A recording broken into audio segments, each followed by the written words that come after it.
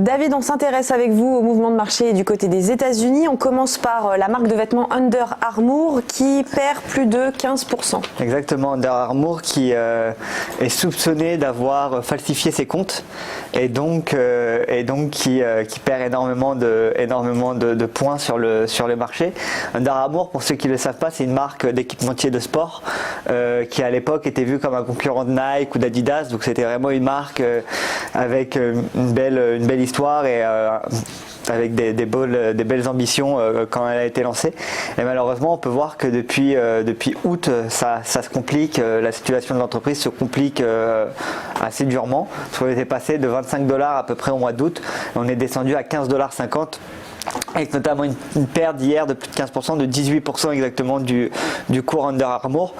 Et donc un titre intéressant à suivre, sachant qu'en plus Under Armour sortait ses résultats hier. Donc titre intéressant à suivre qui risque d'être encore volatile aujourd'hui sur les marchés, même pendant la semaine à venir.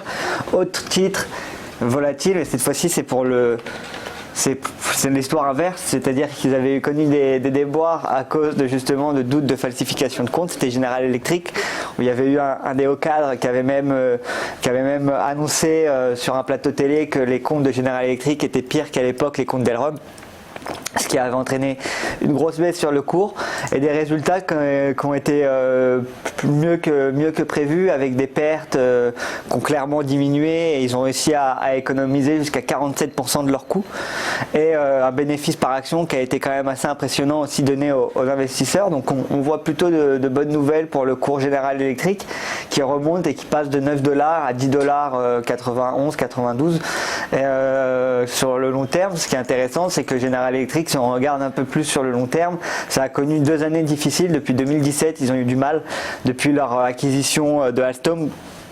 Le titre avait du mal de retrouver des bénéfices, et puis là cette bonne nouvelle, la réduction de leurs coûts, l'augmentation du BPA, donc du bénéfice par action pour les investisseurs, ça donne des bonnes nouvelles pour le cours, et donc on pourrait remonter, pourquoi pas essayer de revenir vers les 15 $ dans un premier temps. En tout cas, titre assez intéressant à suivre sur les marchés.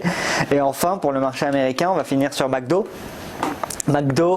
qui alors n'est pas très volatile sur les marchés parce qu'il perd 3% hier, sachant que hier McDo a annoncé avoir licencié son PDG Monde pour cause de relations avec une employée, relation consentie avec une employée. On ne sait pas si c'est une femme d'ailleurs, j'ai lu. On ne sait pas si c'est une femme ou un homme exactement, il n'y a pas eu plus d'informations que ça, mais en tout cas McDo n'a pas blagué sur la politique de l'entreprise et n'a pas rigolé.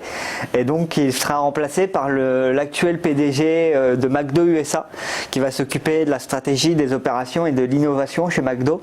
Et donc titre assez intéressant à suivre. Aujourd'hui McDo n'est pas... Pourquoi le titre ne perd pas plus que ça? Parce qu'aujourd'hui McDo n'est pas la société d'un seul homme, mais un groupe énorme avec des gens partout dans le monde et un réseau de franchises extrêmement énorme. Donc titre assez intéressant et à suivre aussi sur eToro. On surveille ça de près. Merci David. On va parler maintenant d'un copy portfolio en particulier.